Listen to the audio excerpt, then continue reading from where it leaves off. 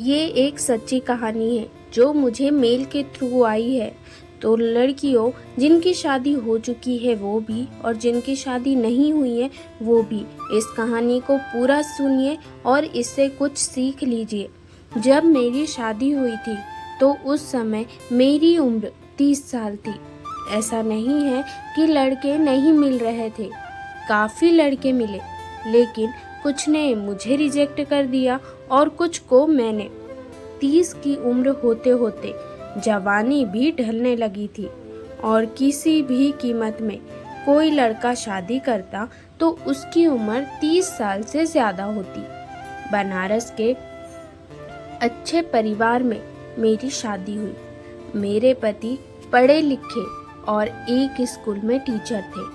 हमारे बीच प्यार भी था।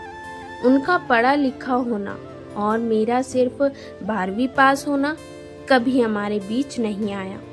क्योंकि मेरा परिवार काफ़ी बड़ा था तो सास ससुर ननद सभी थे। सारा दिन काम करने के बाद जब मैं अपने बहन और भाई से फ़ोन पर बात करती तो वो मुझसे बोलते कि तुम अपना ध्यान दो, सिर्फ काम मत करो, तुम्हारी शादी की गई है, तुम कोई नौकर नहीं हो। और मुझे भी उनकी बातें सुनकर लगता कि शायद ये सही तो बोल रहे हैं। ये सिलसिला लगभग 1-2 महीना चला और उसके बाद अचानक से मेरे पति घर पर आते हैं और बोलते हैं कि अपनी बहन और भाई से कम बात किया करो। मैंने बोला भी, क्यों, क्या हो गया ऐसा? इस पर वो कुछ नहीं बोले, लेकिन जब वो स्कूल जाते तो अब मैं रात की जगह दोपहर में ही उनसे बात करती। 4-5 दिन बाद वो फिर मुझे मना किए और इस बार कहा कि ये घर तुम्हारा है, तुम्हें जैसे रहना है रहो, लेकिन किसी बाहरी का इंटरफेयर मुझे बर्दाश्त नहीं होगा।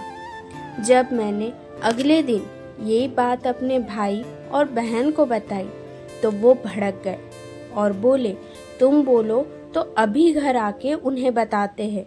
उन्होंने उन्हें काफ़ी भला बुरा बोला, यहाँ तक बोला कि तुम्हें कोई दिक्कत है तो आ जाओ यहाँ वापस।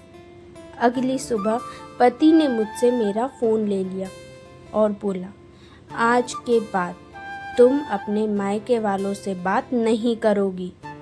मुझे लगा कि मैंने घर पे सब बता दिया है। हो सकता है मेरे भाई और बहन ने इन्हें उल्टा सीधा बोला हो। इसके अलावा मेरे पति ने और कुछ नहीं बोला। मेरे मायके के लोग कई बार मुझे फ़ोन किया और जब कॉल रिसीव नहीं हुई तो उन्होंने मेरे पति के फ़ोन पर फ़ोन किया। उन्होंने साफ मना कर दिया कि आप लोग थोड़ा कम कनेक्शन रखिए।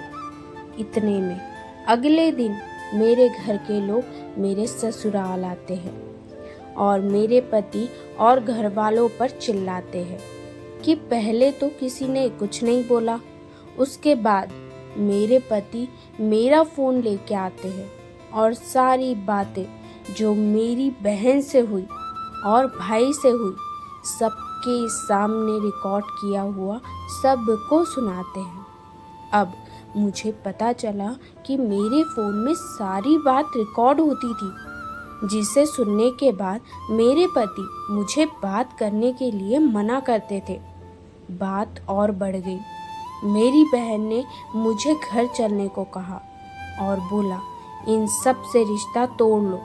मेरे पति ने बोला, ये घर तुम्हारा है, लेकिन मैं तुम्हें ज़बरदस्ती नहीं रोकूंगा। ये फैसला तुम खुद करो।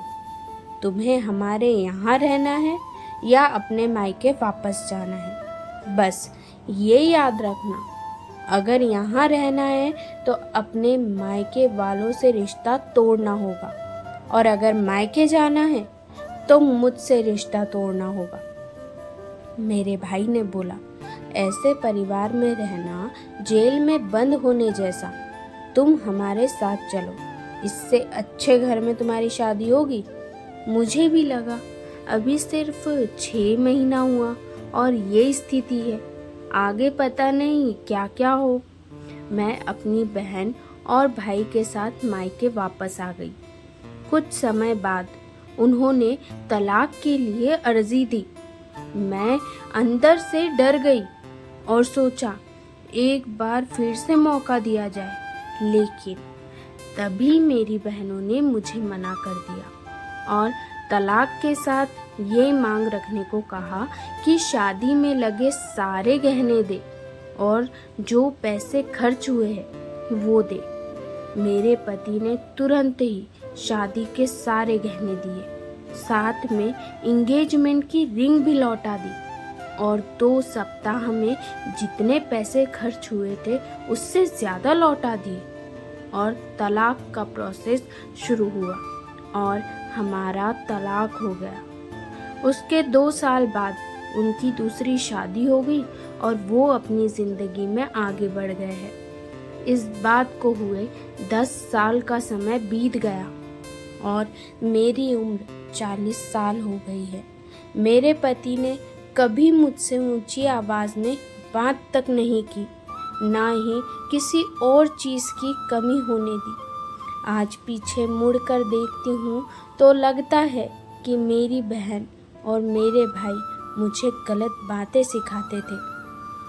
मेरे पति मुझसे बस ये उम्मीद रखते थे कि मैं घर तोड़ने का काम ना करूं।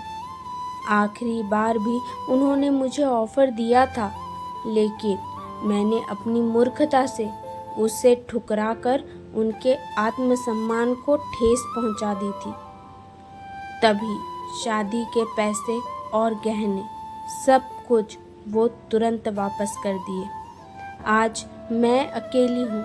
मेरे 2 भाई और 3 बहनें हैं, लेकिन सब अपने में व्यस्त है। दोनों भाई अपने परिवार में व्यस्त है और दोनों बहनों का अपना घर है और वो बखूबी उसे संभाल भी रही है। अगर सही समय पर मैंने अपने मन की बात सुनी होती और पति की बात मानी होती तो आज मुझे ये दिन देखना नहीं पड़ता। जो लोग भी मेरी ये स्टोरी पढ़ रहे हैं, अगर उनकी शादी नहीं हुई है, ख़ास तौर पर लड़कियां, तो आप एक बात याद रखिए, आपका घर आपका ससुराल है, उसे आप पहली प्राथमिकता दीजिए, क्योंकि मायका सिर्फ और सिर्फ माँ बाप से होता है।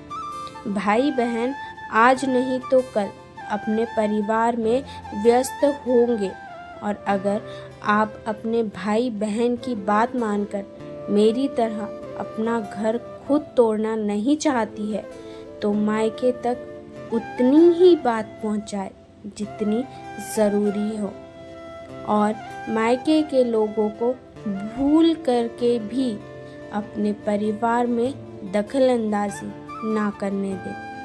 दोस्तों, ये एक सच्ची कहानी है। आपको कहानी से सीख लेनी चाहिए, लड़की हो या लड़का, सबसे पहली प्राथमिकता अपने पार्टनर को देनी चाहिए। कहानी पसंद आई है तो वीडियो को लाइक और चैनल को सब्सक्राइब करना ना भूलिए। ऐसी ही कहानी सुनने के लिए हमारे साथ बने रहे। धन्यवाद।